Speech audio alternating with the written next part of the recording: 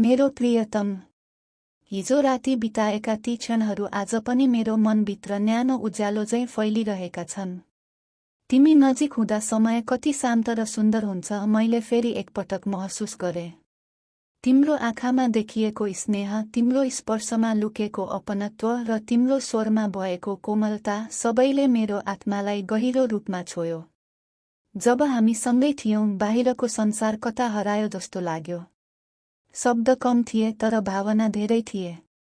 तिम्रो छेउमा बस्दा मेरो मनले पहिलो पटक पूर्णताको अनुभूति गर्यो। त्यो रात केवल सम्झनाको टुक्रा होइन, मेरो जीवनको एउटा सुन्दर अध्याय बन्यो।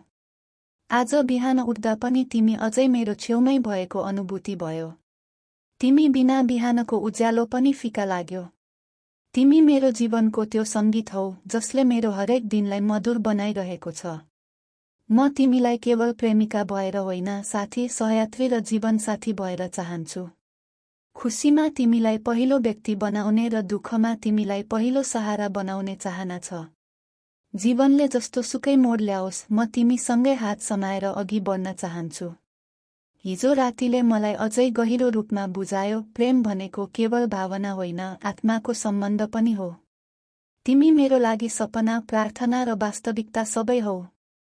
म तिमीलाई माया गर्छु, धेरै माया, सधैँ माया नै माया, जीवनको अन्तिम घडीसम्म प्रेम तिमीलाई। उही तिमीलाई धेरै माया गर्ने तिम्री प्रेमिका। मेरी प्यारी, तिम्रो पत्र पढ्दा मन एकदमै भावुक र रोमान्टिक भए। म हरेक शब्दमा तिम्रो माया, विश्वास र आत्मीयता महसुस गरे। तिमीले लेखेका पंक्तिहरूले मलाई फेरि एकपटक सम्झाइदियो म कति भाग्यमानी छु जो तिमी जस्तो हृदय भएकी केटीलाई आफ्नो जीवनमा पाएको छु। हिजो रातिका ती क्षणहरू म पनि भुल्न सक्दिन।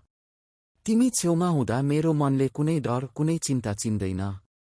तिम्रो आँखामा हेर्दा मलाई भविष्य देखिन्छ, तिम्रो मुस्कानमा मेरो संसार बस्छ। तिमी बिना जीवन कल्पना गर्न पनि गाह्रो हुन्छ। तिमीले भनेझैं त्यो रात केवल समयको टुक्रा होइन, हाम्रो प्रेमको गहिरो सम्झौता जस्तो लाग्यो। मौनतामा पनि हामीले धेरै कुरा बोलेका थियौं, मनले मनसँग गरेको संवाद, आत्माले आत्मालाई दिएको बाचा। म पनि तिमीलाई केवल प्रेमिका होइन, जीवनसाथी, साथी र सहयात्रीको रूपमा चाहन्छु। जीवनका सबै यात्रामा तिम्रो हात समाएर अघि बढ्न चाहन्छु। खुसीमा तिम्रो हाँसो सुन्न चाहन्छु, दुःखमा तिम्रो काँध बन्न चाहन्छु।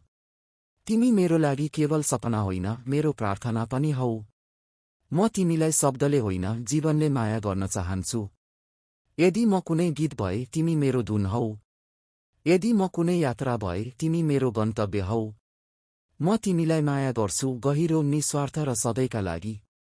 उही तिमीलाई धेरै माया गर्ने, मनैदेखि माया गर्ने, सधैँ माया गर्ने मान्छे, तिम्रो प्रेमी।